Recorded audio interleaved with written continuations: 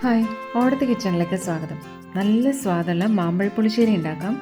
നല്ല നാടൻ മാമ്പഴം കൊണ്ടുള്ള പുളിശ്ശേരിയാണ്. മധുരവും ഇത്തിരി എരിവും കുറച്ച് പുളിരസവും ഒക്കെ ആയിട്ട് നല്ല കൂട്ടാനാണ്. ചൂട് ചോറിൻ്റെ ഒപ്പം ഈ മാമ്പഴ പുളിശ്ശേരിയും പപ്പടവും മാത്രം മതി, അത്രയ്ക്ക് സ്വാദാണ്. പുളിശ്ശേരി ഉണ്ടാക്കാൻ നമ്മൾ 5 മാമ്പഴം എടുത്തിട്ടുണ്ട്. ചെറിയ മാമ്പഴമാണ്, നല്ല മണമാണ് ഇങ്ങനത്തെ മാമ്പഴത്തിന്.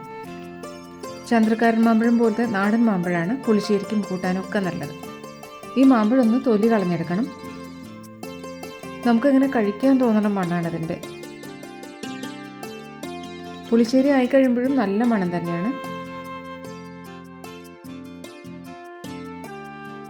അപ്പോൾ മാമ്പഴം എല്ലാം തൊലി കളഞ്ഞിട്ടുണ്ട്. നല്ല നിറവും മധുരമുള്ള മാമ്പഴമാണ്, പാകത്തിന് പഴുത്തിട്ടുമുണ്ട്. മൺകലത്തിലാണ് ഉണ്ടാക്കണേ. മാമ്പഴം ഇട്ടിട്ട് വെള്ളം ഒഴിക്കാം. 1 കപ്പ് വെള്ളം, 1/4 ടീസ്പൂൺ മഞ്ഞൾപ്പൊടി, ഉപ്പ്, 1 തണ്ട് കറിവേപ്പില, 5-8 മുളക് എടുത്തിട്ടുണ്ട്. ഇതങ്ങനെ എരിവില്ലാത്ത മുളകാണ്, ഇത് കീറിയിടാം. നല്ല എരിവുള്ള മുളകാണെങ്കിൽ 2-3 എണ്ണം കുറച്ച് മതിയാവും. മാമ്പഴത്തിൻ്റെ മധുരവും നമ്മൾ ചേർക്കണ തൈരിൻ്റെ പുളിയും ഒക്കെ കണക്കാക്കിയിട്ടാണ് ഉപ്പും മുളകും ഒക്കെ ചേർക്കേണ്ടത്. 5 മാമ്പഴത്തിന് ഇവിടെ 8 മുളക് എടുത്തിട്ടുണ്ട്. മാമ്പഴത്തിന് നെകക്ക് വെള്ളം ഒഴിച്ചിട്ടുള്ളൂ.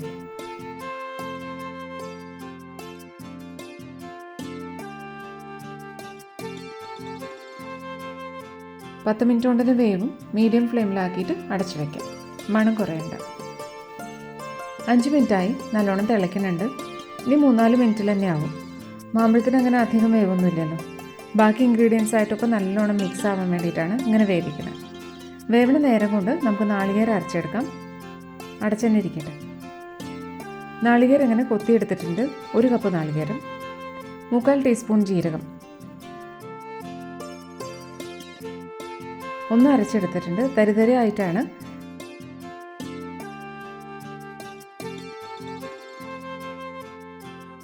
ഇനി ഇത്തിരി വെള്ളം ചേർത്ത് നല്ലോണം അരച്ചെടുക്കാം. ഇപ്പോൾ അരഞ്ഞിട്ടുണ്ട് നല്ലോണം.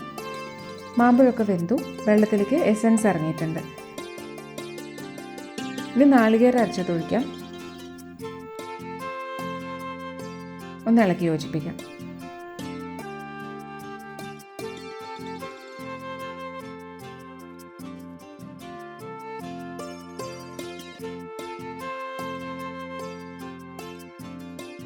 ഇനി ഒന്ന് തിളയ്ക്കണം. നാളികേരത്തിൻ്റെ പച്ചമണം മാറുന്ന വരെ തിളച്ച് വരണം. ഇനി അടയ്ക്കണ്ട, അങ്ങനെ തിളച്ചാൽ മതി. ഇനി നമുക്ക് ഓഫ് ചെയ്ത് അടച്ചു വയ്ക്കാം. 5 മിനിറ്റ് ഇങ്ങനെ ഇരിക്കട്ടെ, ചൂടൊന്ന് കുറയട്ടെ. ഇനി 1 കപ്പ് തൈര് ഒഴിക്കാം. മിക്സിയിൽ ഒന്ന് അടിച്ചെടുത്ത തൈരാണ്. തിളച്ചുകൊണ്ടിരിക്കുമ്പോൾ ഒഴിച്ചാൽ കയ്പ്പരസാവും. അതുകൊണ്ട് സ്റ്റവ് ഓഫ് ചെയ്തിട്ട് പുളിശ്ശേരിയുടെ ചൂടൊന്ന് അമർന്നിട്ട് തൈര് ഒഴിക്കാൻ പാടുള്ളൂ. ഇപ്പോൾ നല്ലോണം മിക്സ് ആയിട്ടുണ്ട്. കലം മാറ്റിയിട്ട് വറുത്തിടാൻ എടുക്കാം. 1 ടേബിൾ സ്പൂൺ വെളിച്ചെണ്ണ ഒഴിക്കാം. ചൂടായി. 1/2 ടീസ്പൂൺ കടുക്, 4 ചുവന്നമുളക് ഒന്ന് മുറിച്ചിടാം, 2 തണ്ട് കറിവേപ്പില. ഇനി ഇത് മാമ്പഴക്കൂട്ടാനിലേക്ക് ഒഴിക്കാം. ഇത്തിരി നേരം ഇങ്ങനെ കലത്തിൽ തന്നെ ഇരുന്ന് കഴിഞ്ഞാൽ കൂട്ടാൻ കൂടുതൽ സ്വാദുണ്ടാവും.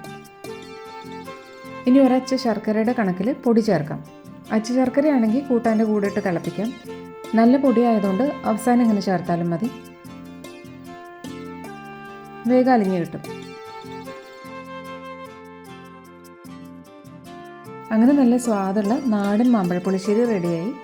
ചൂടോടെയും തണുത്തിട്ടൊക്കെ സ്വാദ് തന്നെയാണ് ഈ പുളിശ്ശേരി. ഇഷ്ടമായ ഓടത്തെ കിച്ചൺ ലൈക്ക് ചെയ്യുക. വേറൊരു വിഭവമായിട്ട് വേഗം കാണാം. Thank you.